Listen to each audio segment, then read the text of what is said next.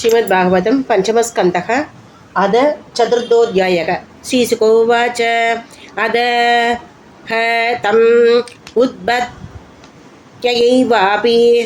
यजमान भगवल्लक्षणं साम्योपशम वैराग्य ऐश्वर्य महाविभूतिके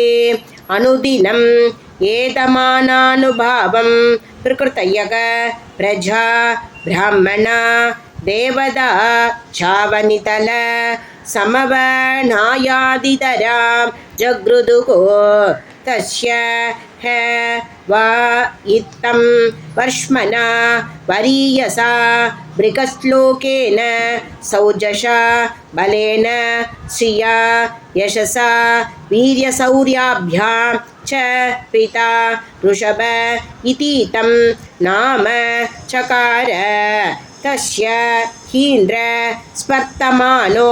भगवान् वर्षे नववर्ष ततवदार्य भगवान् ऋषभदेवो योगेश्वरः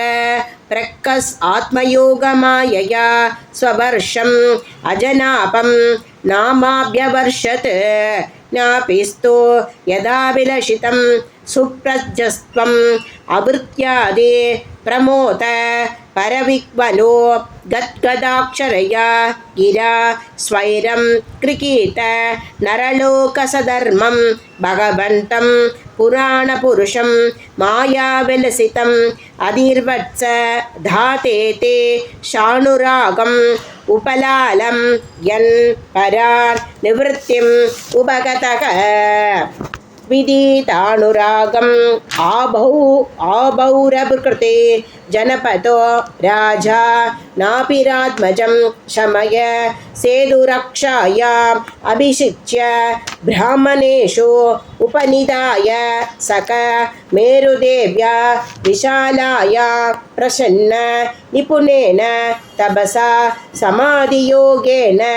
नरनारायणाख्यं भगवन्तं वासुदेवम् उपासीन कालेन धन्महीमानम् अवाभ यस्यः पाण्डवेय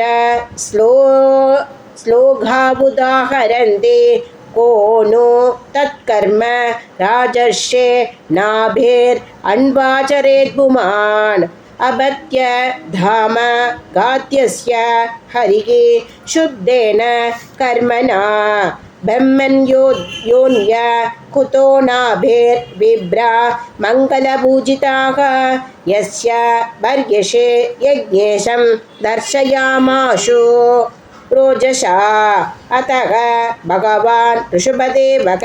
स्ववर्षं कर्मक्षेत्रम् अनुमन्यमानः प्रदर्शित गुरुकुलवासो लब्धवरेत् गुरुभिरनुज्ञातो गृहमेतीना धर्मा अनुशिक्षमानो जयन्ते इन्दिरा तत्तायाम् उभयलक्षणं कर्म समाम्नायां नातम् अभि उञ्जन्नात्मजानाम् आत्मसमानानां सतं जनयामास येषां खलु महायोगी भरतो ज्येष्ठः श्रेष्ठगुण आशित्येनेतं वर्षं भारतमिति व्यपिदशन्ते तमनो कुशावर्त इलावर्तो ब्रह्मावर्तो मलय केतुः भद्रसेन इन्द्रस्पृग विदर्प कीकट इति नवति प्रधानाः कविः हरिः अन्तरिक्षः प्रबुद्धः बिब्बलायनः आविर्होत्रोद त्रिमिलश्चमश करभाजनः इति भागवत धर्म दर्शना नव महाभागवतास्तेषां सुचरितं भगवन्महिमोभ बृंहितं वसुदेव नारद संवादम् उपसमायनम् उपरिष्टात् वर्णयिष्यामः।